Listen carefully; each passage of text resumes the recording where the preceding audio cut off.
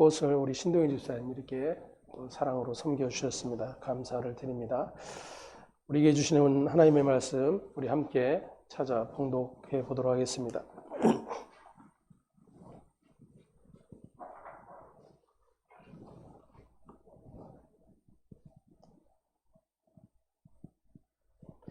마태복음 1장 18절에서 25절까지의 말씀입니다.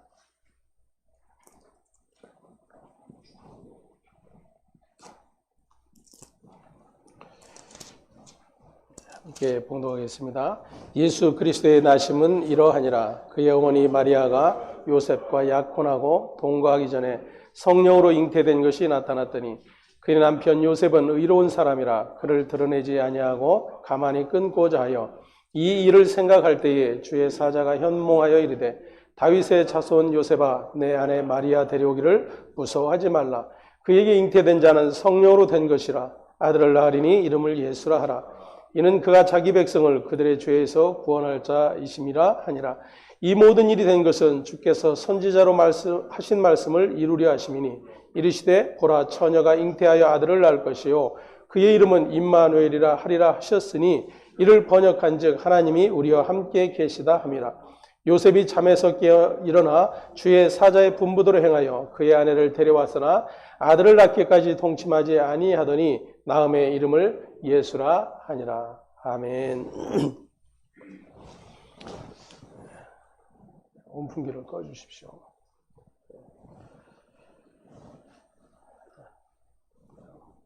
오늘은 세상 모든 교회와 세상 사람들이 즐거워하고 기뻐하는 성탄절입니다. 우리 함께 인사를 나누었죠. 메리 크리스마스. 즐거운 성탄, 예수의 오심을 즐거워하며 기뻐하는 그런 이야기이죠. 그렇게 매년 교회는 12월 25일을 예수님이 탄생한 날로 정해서 지키죠. 예수님이 탄생한 날이라고 기뻐하며 온갖 프로그램을 준비하고 축하하는 행사들을 펼칩니다. 평화의 왕으로 이 땅에 오신 예수를 환영하며 기뻐하는 것이죠.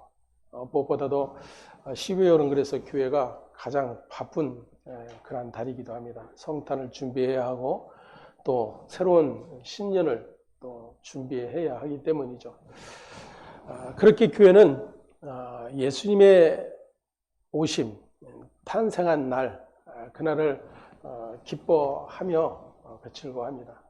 그런데 세상도 예외 없이 그렇게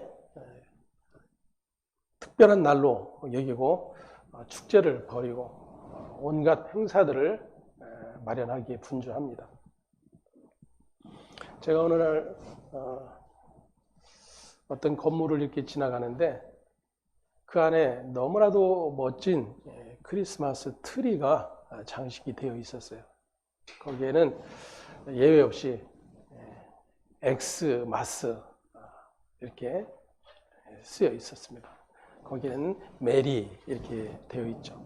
즐거운, 기쁜 성탄이라고 하는 그런 의미입니다.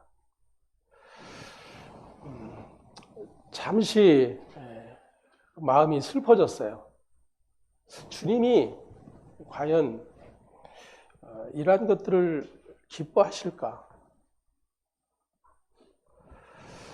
과연 주님이 그렇게 세상 모든 사람들이 기뻐하고 즐거워하실 모습으로 이 땅에 오셨을까? 라고 하는 것을 묵상하게 되면서 마음이 참 착잡해지는 그런 시간이었습니다. 지난 14일에 서울 종로구 조계사 일주문 앞에서 크리스마스 트리 점등식이 열렸어요.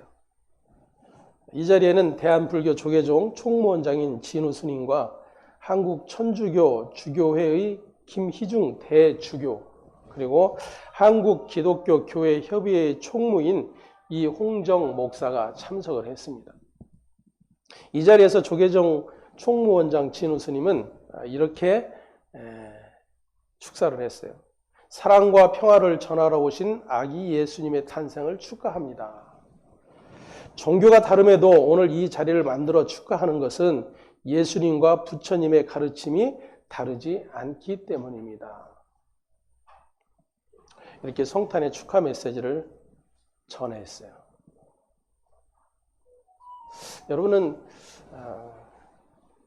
무슨 스님이 이런 생각을 하실 것입니다. 그런데 크리스마스 하면 이 세상 모든 사람들이 가지고 있는 생각이 바로 거기에 있어요. 그리고 믿는 자들도 결코 예외는 아닙니다. 그래서 사랑으로 평화의 왕으로 이 땅에 오신 예수를 세상에 널리 전하자. 그래서 여기 화도 마석 사거리에도 아주 크고 멋진 성탄 트리를 화도 수동 기독교 연합회에서 장식을 해 놓았어요. 사람들이 다니면서 야 멋지다. 그리고 집집마다 크든 작든 트리를 만들고 아이들과 함께 그 선물을 매달고 하면서 기뻐하는 그런 모습들을 보게 됩니다. 이렇게 교회와 세상이 하나 되어 예수님의 탄생을 축하하고 있는 것이죠. 우리에게 사랑과 평화를 주시기 위해 오셨다라는 것입니다. 그렇게 하나님이 우리와 함께 계신다는 위로와 소망을 전하고자 하는 것이죠. 하지만 성경이 말하는 예수님의 오심, 즉 임마누엘의 사건은 사실 그렇게 즐겁고 기쁜 일이 아님을 오늘 말씀을 통해서 함께 살펴보고자 하는 것입니다. 오늘 본문 22절에 이 모든 일이 된 것은 주께서 선지자로 하신 말씀을 이루려 하심이니 그랬습니다.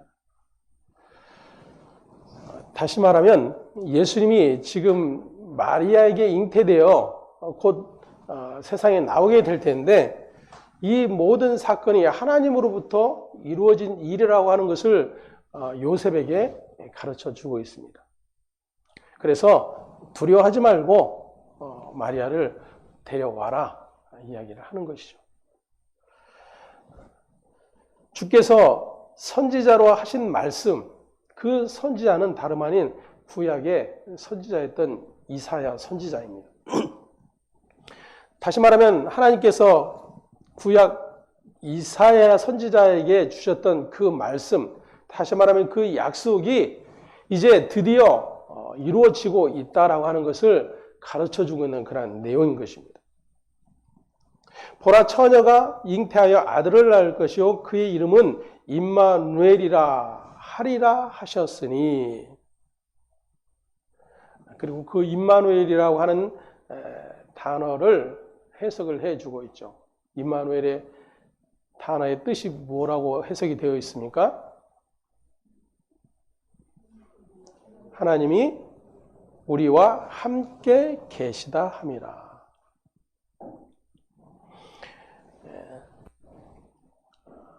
세상 모든 교회가 하나님이 우리와 함께 계시다고 하는 이 사건을 너무나도 기뻐하고 감사하는 것이죠.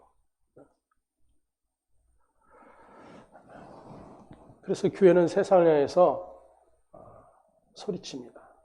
하나님은 당신을 사랑하십니다. 하나님은 사랑이십니다. 외쳐대는 것입니다. 그 사랑의 하나님이 우리와 함께 하시기 위해서 세상에 오셨습니다. 라고 전하는 것입니다. 네, 하나님의 백성된 자들이 성경을 통해서 하나님이 우리와 함께 계신다라고 하는 의미가 무엇인지를 안다라면 결코 그렇게 크게 기뻐할 일은 아니라고 하는 것을 확인할 수가 있게 될 것입니다. 왜냐하면 하나님이 죄인의 자리에, 즉 죄인과 함께 하신다라면 그 죄인은 죽음과 소멸밖에 없기 때문이에요. 거룩하신 하나님께서 죄인된 인간과 함께 하신다라는 것은 복이 아닌 것입니다.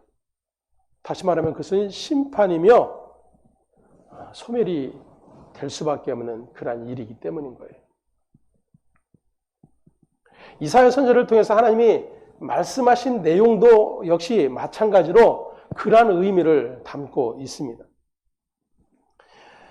이사야서 7장 10절에서 14절 말씀, 마태가 지금 인용하고 있는 그 말씀, 선지자를 통해서 주신 약속의 말씀이죠. 7장 10절에서 14절 말씀 함께 보겠습니다. 여호와께서 또 아하스에게 말씀하여 이르시되 너는 내 하나님 여호와께 한 징조를 구하되 깊은 데에서든지 높은 데에서든지 구하라 하시니 아하스가 이르되 나는 구하지 아니하겠나이다. 나는 여호와를 시험하지 아니하겠나이다 한지라.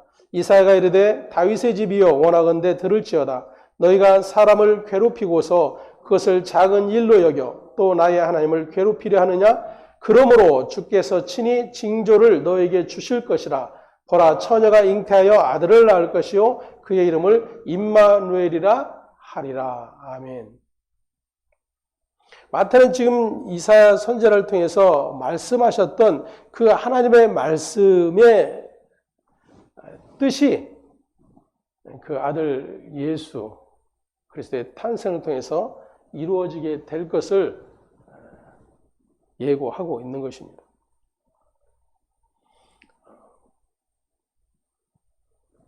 이사야 7장 14절에 이렇게 이야기합니다. 그러므로, 여러분 이 단어를 생각하시면서 임마누엘이 무엇인지 확인을 해 보도록 하겠습니다. 다시 말하면 그러므로라고 하는 것은 임마누엘의 약속이 주어지는 이유를 설명을 해 주고 있는 것이죠. 이 당시의 배경은 북이스라엘이 아람 군대와 연합을 합니다. 연합군을 형성하죠. 그 이유는 남유다를 공격하기 위한 거였습니다. 아하스는 바로 그 남유다의 왕이었어요. 하나님께서 이제 그 아하스에게 하나님께 구하라고 이야기하는 것입니다. 지금 이 상황에 내가 구할 것은 하나님의 은혜와 하나님의 도우심이다라는 거예요. 그런데 아하스가 뭐라고 이야기했죠? 나는 구하지 않겠습니다. 나는 여호와를 시험하지 않겠습니다. 이렇게 이야기를 하고 있는 것입니다. 하나님은 아람왕 르신과 르말리아의 아들을 부짓갱이, 즉 두 부짓갱이에 비유하시면서 두려워하지도 말고 낙심하지도 말라고 말씀을 하셨습니다. 왜냐하면 하나님이 유다와 함께 하고 계시다라는 거예요. 그럼에도 불구하고 유다왕 아하스는 그 하나님을 의지하지 않았던 것입니다. 하나님께서 직접 선지자를 보내서 자신을 돕겠다고 말씀하셨음에도 불구하고 아하스는 그 하나님의 말씀을 믿지 않고 하나님께서 말씀하신 징조도 구하지 않고 오히려 애굽의 도움을 요청을 하게 됩니다. 하나님은 보이지 않고 애굽은 강력한 군대를 가지고 있다라고 여기기 때문인 것입니다. 때문에 오히려 애굽이 나를 도와줄 수 있을 것이라고 여기는 것입니다. 그 애굽을 통해서 나는 평안을 얻겠다라는 거예요. 그때 하나님으로부터 주어진 징조가 바로 임마누엘입니다. 그것이 바로 그러므로예요. 자, 이러한 상황 가운데서 임마누엘, 다시 말하면 하나님이 우리와 함께 계시다라는 이 임마누엘의 약속이 주어졌다라는 것이 긍정적인 의미이겠는가 하는 거예요. 이 세상 것으로 자신의 안위와 행복을 도모하며 이 세상의 힘을 하나님보다 더 의지하는 자들에게 내가 너와 함께 할 것이다 라고 긍정적인 의미로 약속을 주시는 것일까 하는 것입니다. 그러므로는 그러한 의미를 담고 있는 것이 아니에요. 하나님을 의지하지 않고 세상의 힘, 애굽의 힘을 의지하는 너희를 심판할 것이다. 그렇게 심판주로 임하실 하나님을 표현하고 있는 거예요. 그게 임마누엘의 1차적 의미입니다. 우리 모두는 신앙생활하면서도 임마누엘의 하나님, 우리와 함께 하시는 하나님, 그 전능하신 하나님이, 우리를 아들의 피값으로 구원하신 하나님이 나와 함께 하시겠다고 이 땅에 오셨구나. 그래서 그것을 위로와 소망으로 삼죠. 그것을 기뻐합니다. 온 세상이 그렇게 기뻐하는 것처럼 기독교인들 역시도 임마누엘로 이 땅에 오신 예수를 그렇게 환영하는 거예요. 이 땅의 모든 전쟁을 그치고 평화를 주시기 위해서 평강의 왕으로 오신 예수여, 우리에게 평안을 주소서, 우리에게 기쁨을 주십시오. 이 어지러운 세상을 평화롭게 해 주십시오. 이러한 소망들로 가득 차 있는 것입니다. 그런데 하나님께서 이사야 선지자를 통해서 하신 그 약속의 말씀, 임마누엘은 그렇게 우리에게 기쁨을 주기 위해서 오시는 예수를 약속하고 있는 것이 아니에요. 다시 말하면 하나님을 의지하지 않고 하나님이 약속하셨음에도 불구하고 하나님께서 징조를 구하라고까지 말씀하심에도 불구하고 그딴 거 하지 않겠다라고, 나는 보이는 세상의 힘, 애굽의 힘을 의지하겠다라고 애굽 왕에게 도움을 요청하는 그 아하스를 향하여, 그 유다를 향하여 하나님이 심판하실 것을 말씀을 해주고 계시는 것입니다. 아마 여러분 이 같은 이야기를 들어본 적이 없을 거예요. 그래서 속으로 지금 많은 갈등과 의문들이 생길 것입니다. 도대체 이게 무슨 말인가?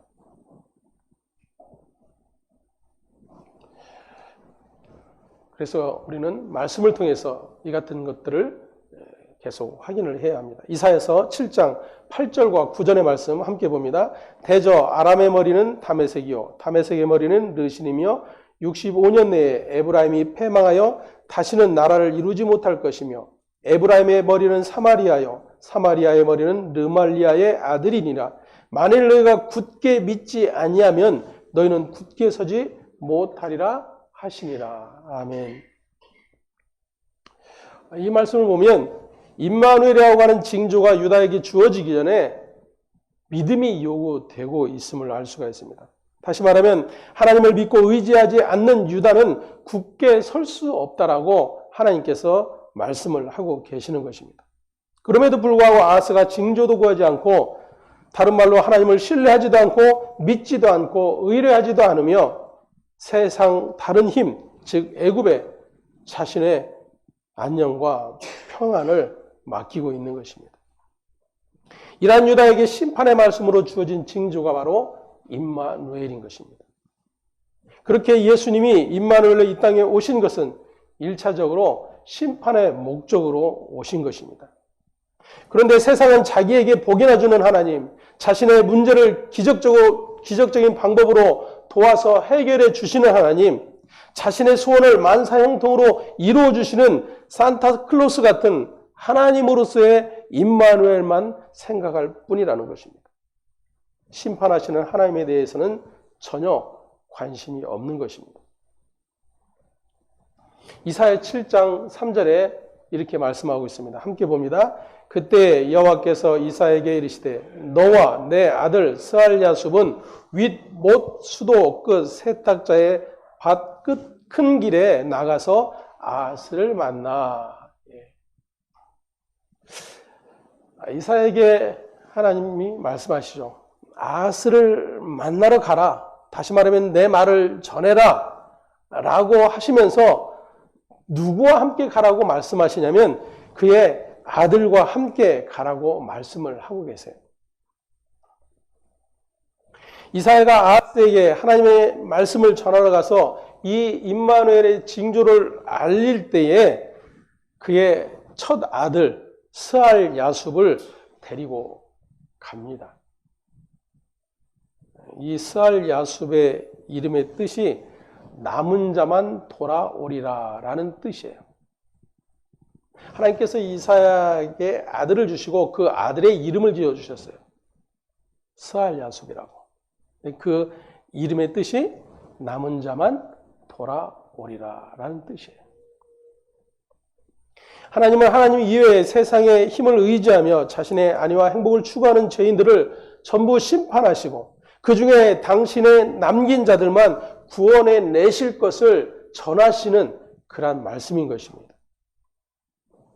그래서 이사야로 하여금 스알 야숲을 동행하게 하신 것입니다. 그리고 하나님은 스알 야숲이라고 하는 아들 이후에 태어나는 이사야의 둘째 아들, 그 이름이 마헬 살랄 하스바스라고 이름을 짓게 하십니다. 마헬 살랄 하스바스라고 하는 이름의 뜻은 심판이 속히 임하리라 라는 뜻이에요.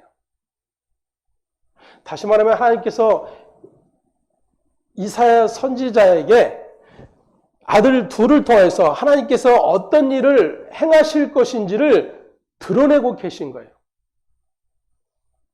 마헬 살랄 하스바스 둘째 아들의 이름, 심판이 속히 임하리라. 그런데 그 임한 심판 가운데서 어떻게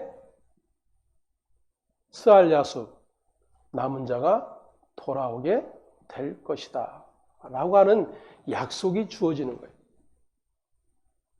다시 말하면 지금 임마누엘 하나님이 우리와 함께 계시다라고 하는 이 뜻은 그저 우리가 긍정적으로 기쁨으로 소망으로 받아들일 그런 내용이 아닌 거예요. 하나님이 친히 그들의 하나님 되셨음에도 불구하고 자기 백성을 친히 이끌어 하나님의 영광의 나라로 이끌어 가시겠다는 약속이 주어졌음에도 불구하고 그 하나님보다도 세상을 사랑하고 세상을 의지하며 세상을 통해 자기의 평강을 유지하려고 하는 그러한 자에게 하나님의 심판주로 임하실 것을 말씀하고 계심이 임마누엘이에요. 근데 이 임마누엘의 하나님을 빼버렸어요.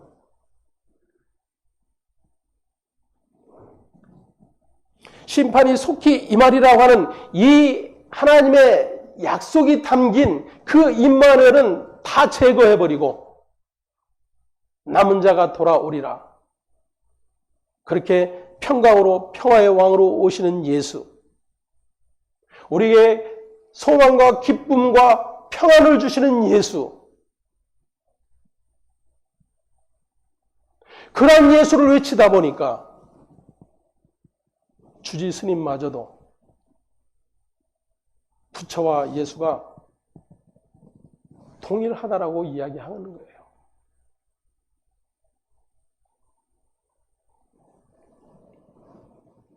이사야서 8장으로 가봅니다. 1절에서 4절까지 말씀. 여호와께서 내게 이르시되 너는 큰 서판을 가지고 그 위에 통용문자로 마헬 살랄 하스바스라 쓰라. 내가 진실한 증인 제사장 우리야와 여베레기야의 아들 스가랴를 불러 증언하게 하리라 하시더니 내가 내 아내를 가까이 하매 그가 임신하여 아들을 낳은지라. 여호와께서 내게 이르시되 그의 이름을 마헬 살랄 하스바스라 하라. 이는 이 아이가 내 아빠 내 엄마라 부를 줄 알기 전에 다메섹의 재물과 사마리아의 노략물이 아수르 왕 앞에 옮겨질 것임이니라 하시니라. 아멘. 이사야의 이 둘째 아들이 태어나 엄마 아빠를 부르게 될 즈음에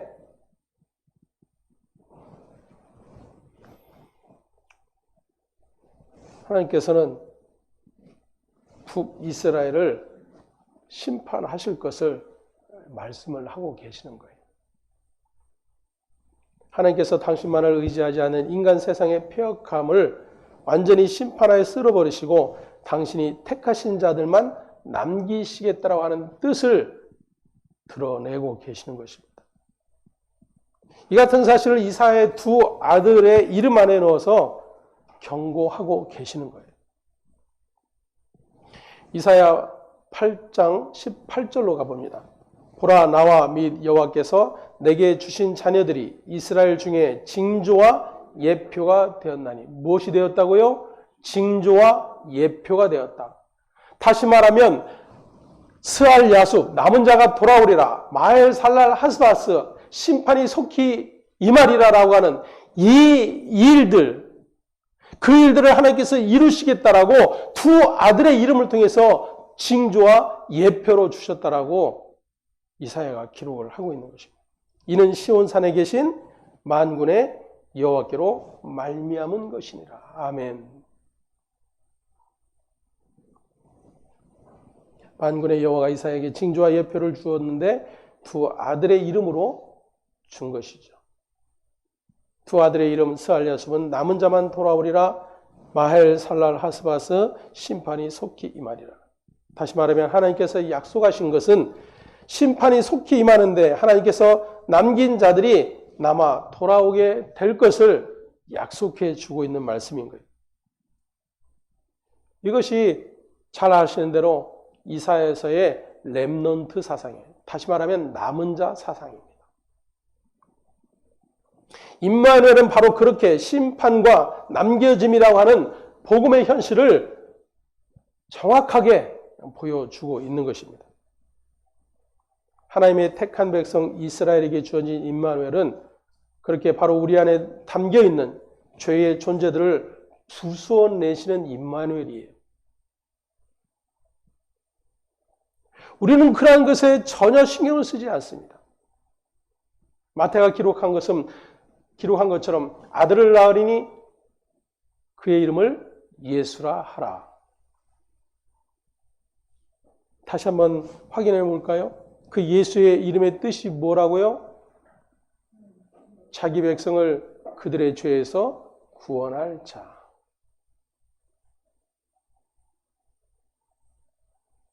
쉽게 말하면 이런 거예요. 우리가 성탄을 맞이해서 그 예수를 기억한다는 것은 내가 그 하나님의 약속이 주어졌음에도 불구하고 그 하나님의 은혜와 긍휼이 함께 하시겠다라고 징조를 주심에도 불구하고 거기에 소망을 두지 않고 세상의 온갖 것들에 소망을 두고 있는 저와 여러분의 그 불신앙, 믿음 없음을 주께서 오셔서 심판하시는 거예요. 그 주의 심판에 임한 자들, 그럼에도 불구하고 하나님께서 택한 자기 백성을 은혜와 긍휼로 붙드셔서 다시금 돌아오게 하시는 그 은혜의 자리에 서게 된 자들, 그들이 바로 임마누엘 되신 주님을 기뻐하게 되는 거예요. 세상이 이런 예수를 아느냐 그겁니다. 아니 교회가 이런 예수를 알고 있느냐 하는 거예요. 그저 세상이 다 아는 예수, 주지승이 선포하고 있는 그 예수, 우리에게 평강의 왕이 되십시오. 우리에게 샬롬을 주십시오. 그 예수님 오심을 기뻐합니다. 축하합니다.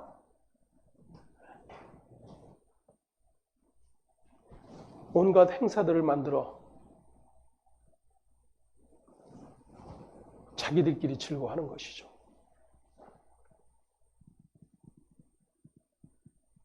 그러므로요, 그러므로. 왜 임마누엘이 주어졌는지, 우리의 하나님 의지하지 않는 불신앙과 온통 세상을 향해 쏠려 있는 우리의 모든 마음과 생각과 가치들을 부숴내기 위해서 심판주로 이 땅에 오신 분이 바로 예수 그리스도이십니다.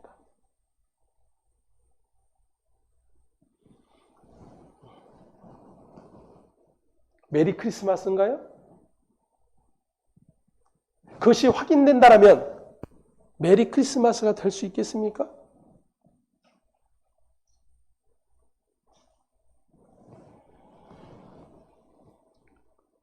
물론 그 심판의 자리에도 불구하고 하나님이 택한 자기 백성을 구원해내시는 그 남은 자가 돌아오리라고 하는 스알 야숲, 그 은혜가 주어진 자들은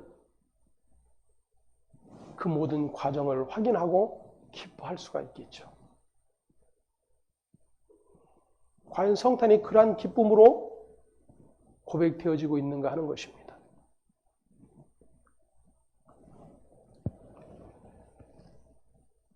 그렇게 예수 안에서 하나님의 심판을 이미 모두 받아낸 자들,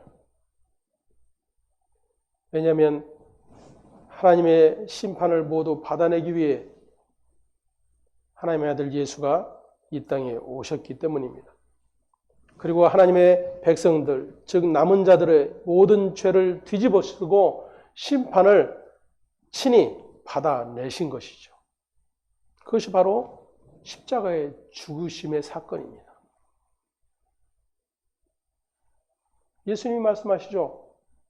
나는 그 일을 위하여 왔다. 다시 말하면 영원히 하나님의 그 하나님 되심을 신뢰하지 못하는 당신의 백성들, 그들의 죄를 대신하여 십자가에 달려 죽기 위해서 왔다라고 주님이 선언하세요. 여러분, 그 주님의 오심을 안다라면 기뻐 찬송할 수 있겠어요?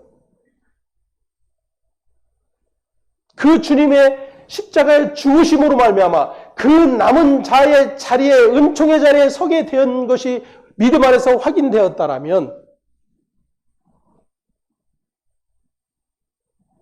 예수의 이 땅에 오심, 하늘 영광 버리시고 낮고 천한 인간의 죄의 자리에 오신 예수를 기뻐하고 즐거워할 수 있겠는가 하는 거예요.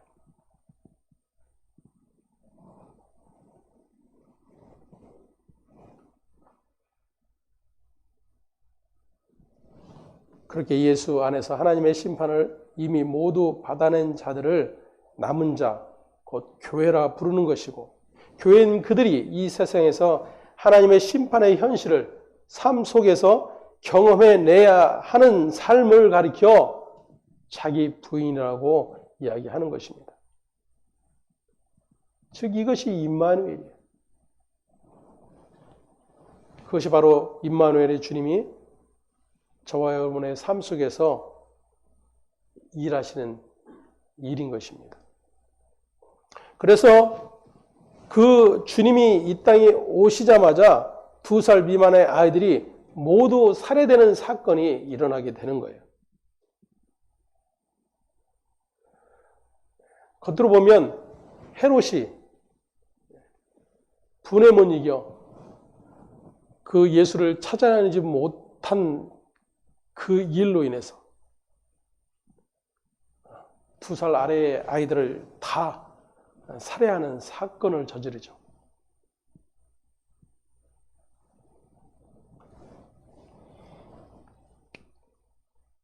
근데 그 사건을 마태는 이렇게 기록을 합니다.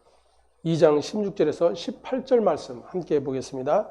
이에 헤롯이 박사들에게 속은 줄 알고 심히 노하여 사람을 보내어 베들레헴과 그 모든 지경 안에 있는 산의 아이를 박사들에게 자세히 알아본 그때를 기준하여 2살부터 그 아래로 다 죽이니, 죄 없는 아이들이 다 살해를 당했어요.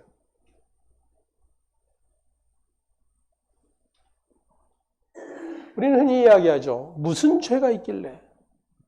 이 아이가 무슨 죄가 있어서? 성경은 예외 없어요. 그 누구도 죄인으로부터 벗어날 수 있는 자가 없음을 이 사건을 통해서도 드러내고 계시는 것입니다.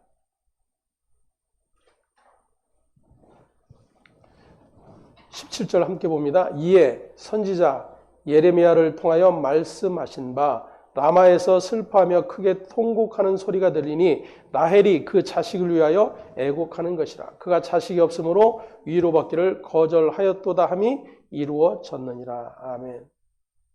또다시 구약으로 가보아야 되겠죠. 마태가 지금 예레미야 선지자를 통해서 주신 말씀이 이루어진 것이다라고 지금 헤롯이 사내 아이를 다 죽인 사건과 연결시키고 있기 때문이에요. 예레미야 31장 15절로 가봅니다. 함께 보겠습니다. 여호와께서 이와 같이 말씀하시니라. 라마에서 슬퍼하며 통곡하는 소리가 들리니 라헬이 그 자식 때문에 애곡하는 것이라. 그가 자식이 없어져서 위로받기를 거절하는도다. 아멘. 너무들 충격이신 것 같아요. 이 깊은 성탄절에.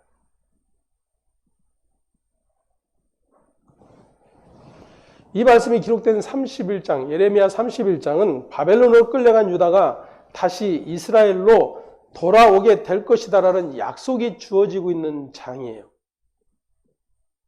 그런데 중요한 것은 모두 돌아오는 것이 아니라 어떤 자만? 남겨진 자, 남은 자만 돌아오게 될 것이라는 거예요. 여러분 성경의 느헤미야서 등을 읽어보게 되면 바벨론으로 끌려갔던 이스라엘 사람들이 고향으로 돌아가라고 하는 그런 바벨론 왕의 명령을 받게 돼요. 이제 돌아가도 좋다라는 거예요. 고국으로 돌아가라.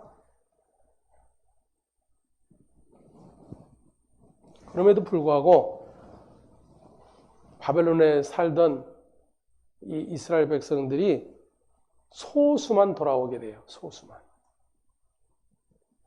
대부분 바벨론에 남아 있습니다. 왜냐하면 거기가 더 좋거든요.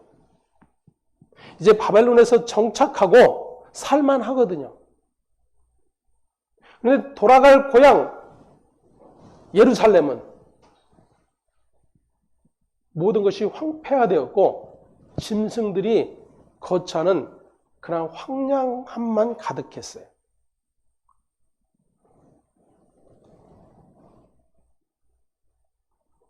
그래서 그들이 돌아가지 않는 거예요. 가봐야 고생밖에 없으니까. 더 나아가 그들은 바벨론의 발전된 문명과 문화에 익숙해져 있습니다. 너무 좋거든요. 그래서 선지자를 통해서 하나님이 약속하셨던 이제 너희가 그 바벨론의 포로로부터 다시 돌아오게 될 것이다라고 약속해 주셨고 그 약속이 지금 실현되고 있음에도 불구하고 소수만 돌아오는 거예요.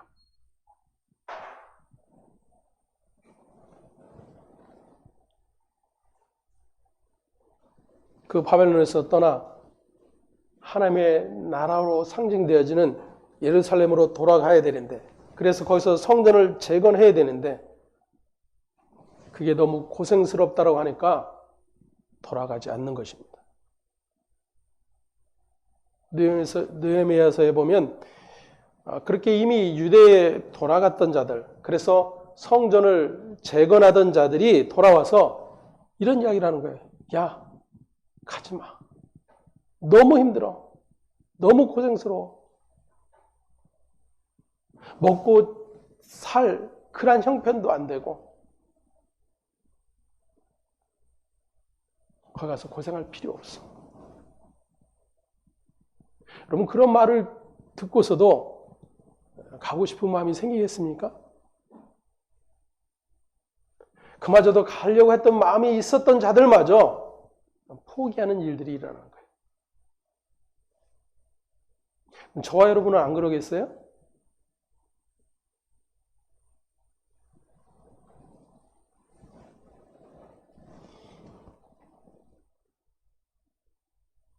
다시 말하면 성도로 이 세상을 사는 게 너무나도 힘이 들고 자기 부인 십자가의 삶이 너무 힘들기 때문에 사람들이 예수를 믿으면서도 선뜻 그 십자가의 길을 가지 않으려고 하는 그런 마음이 저와 여러분 아닙니까?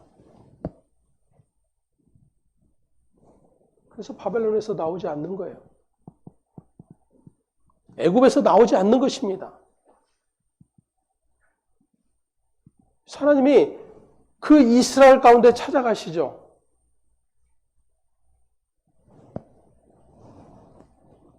그 찾아가심은 바로를 통해서 그들을 괴롭게 하시는 일이었어요.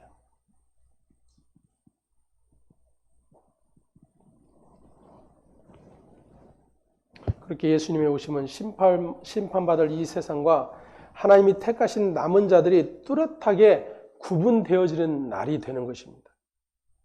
다시 말하면 내 안에 있는 새 생명이신 예수로 말미암아 내 육신인 이 죄의 존재가 부서지기 시작하는 날, 그날이 언제예요? 성탄절이에요. 성탄절. 이것을 아는 신자가 마냥 세상이 즐거워하는 그 즐거움을 이야기할 수 있겠습니까? 메리 크리스마스요?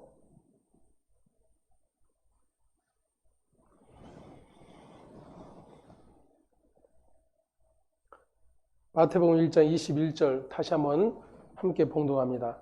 아들을 낳으리니 이름을 예수라 하라. 이는 그가 자기 백성을 그들의 죄에서 구원할 자이심이라 하니라. 아멘. 죄에서 구원한다는 말은 죄를 심판하신다는 말이에요.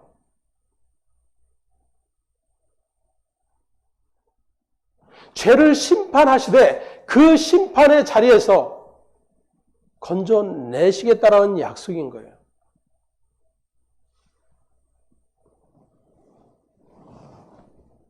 건져냄에 예수만 가득하죠. 그 건져냄의 예수만 세상이 알아요. 교회 역시도 그 건져냄의 예수만 즐거워하고 기뻐하는 것입니다.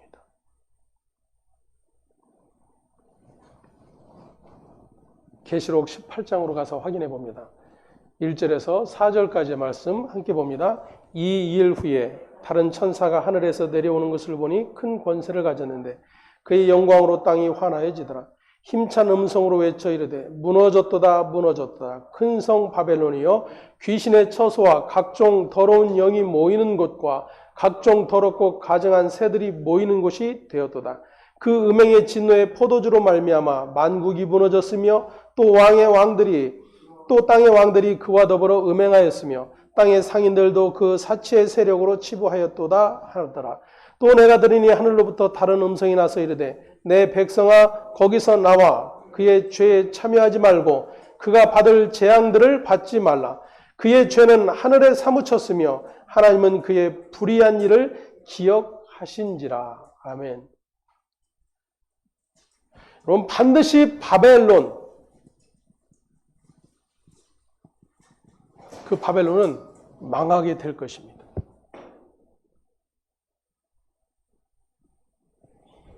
바벨론이 망하는 이유는 하나님의 심판이 임하기 때문이에요.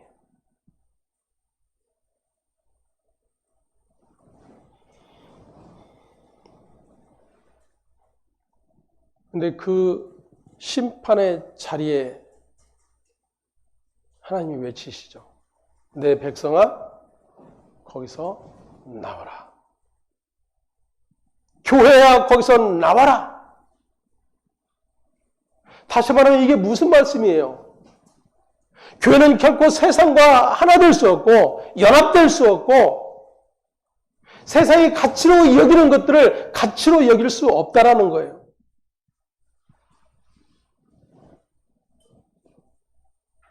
함께 손잡고 간다니까요. 기독교 교회 협의회 총무 목사예요. 통합 측 목사. 서울대를 나와서 미국에까지 가서 유학하고 돌아온 목사예요. 종교 통합을 이야기하는 거죠. 세상이 사랑으로 하나 되어야 된다. 너희는 다른 이름으로 이야기하지만 우리는 예수 이름으로 이야기할게.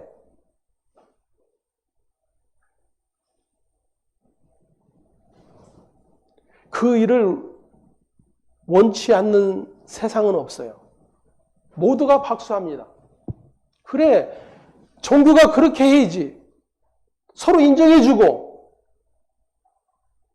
격려해주고 사랑으로 하나 돼야지.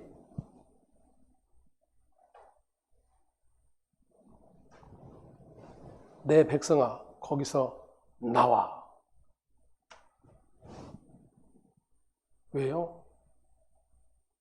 그게 멸망받을 세상이에요. 하나님의 심판이 임할 수밖에 없는 세상. 근데 문제는 그 세상을 너무나도 사랑하고 좋아하는 이들이 바로 저와 여러분이라는 거예요. 교회가 세상보다 뛰어나기를 원하고 십자가의 그 비천의 자리가 아닌 세상의 영광의 자리에 앉기를 원함이 가득하여 외쳐 부르짖는 일들만 가득한 곳이 바로 교회입니다.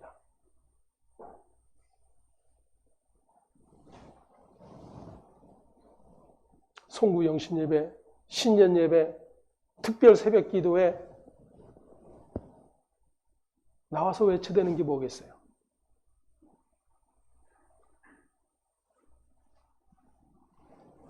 하나님의 심판이 속히 임할 텐데 그 심판으로부터 우리를 구원해 주소서.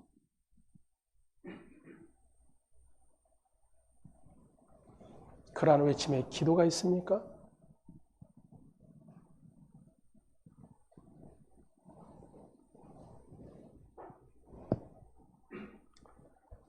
오늘 저와 여러분에게 평화, 살롬이 임했다라고 하는 말은 자기 자신만을 숭배하고 자신의 배만을 위해 살던 저와 여러분의 삶에 예수 그리스도가 오셔서 그러한 세상을 향한 우리를 심판해내시고 하나님의 영광만을 위해 사는 자로 만들어 가시는 일이 시작되었다는 의미인 거예요.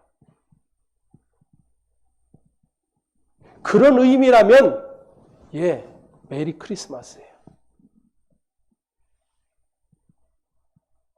그런 예수의 오심을 기뻐한다라면 메리 크리스마스인 것입니다.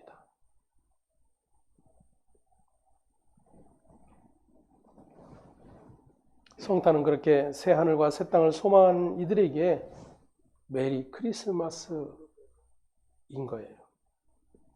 죄의 무서움과 이 세상의 영광의 덧없음과 하나님의 크심과 그 하나님의 나라의 필연성을 이해하고 그 나라만을 소망하는 이들에게 심판의 주로 이 땅에 오신 그 임마누엘이신 주님이 저와 여러분의 소망이 될 수 있음을 고백할 수가 있게 되는 것입니다.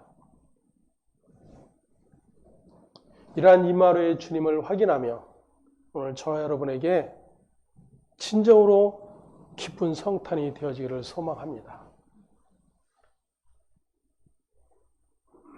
다시 한번 우리 함께 인사할까요? 메리 크리스마스.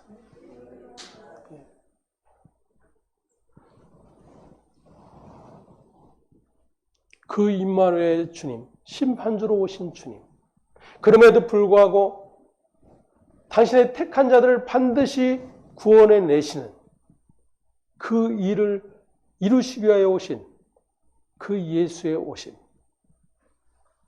그것을 또다시 확인하는 저와 여러분 되기를 간절히 소망합니다. 기도하겠습니다.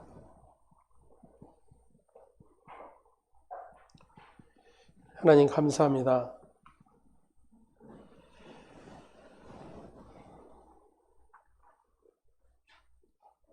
스알 야숲 남은 자가 돌아오리라. 마할 살랄 하스바스 심판이 속히 말이라. 이 약속으로 주어진 것이 임마누엘인 것을 오늘도 또다시 확인하며 주님이 이 땅에 오심이 그렇게 영원히 하나님의 대적 원수로 살 수밖에 없는 우리를 심판하여 내시고, 그래서 다시금 택한 자들을 영원한 당신의 안식의 자리로 이끄시기 위한 그 언약의 이루심을 위하여 주님이 이 땅에 친히 오셨던 것을 다시 한번 확인하게 해주셔서 감사를 드립니다. 온 세상이 기뻐하며 즐거워하는 성탄이 아닌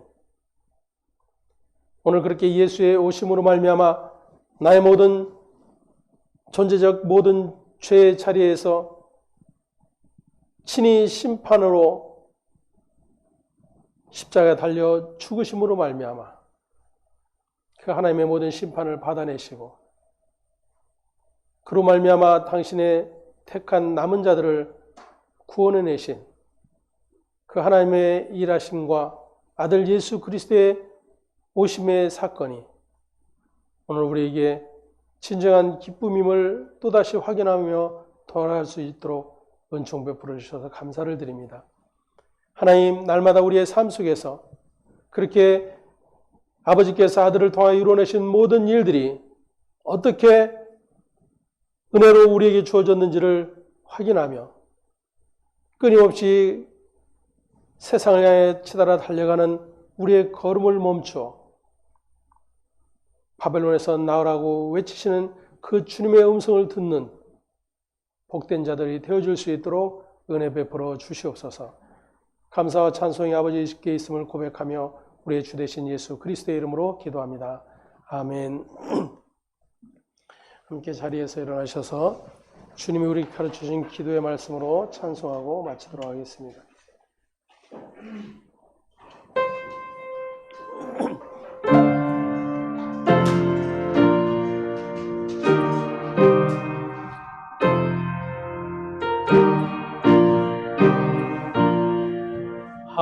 하늘에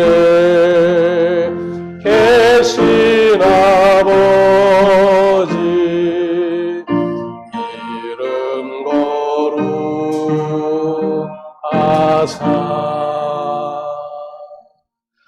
주님 나라 임하시고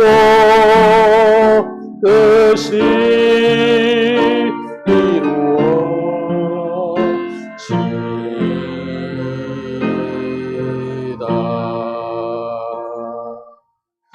일용할 양식 주시고 우리들의 큰 죄 다 용서하옵시고 또 시험에 들게 마시고 악에서 구원하소서. 대개 주의 나라 주의 왕세 주의 영광 영원히 아멘.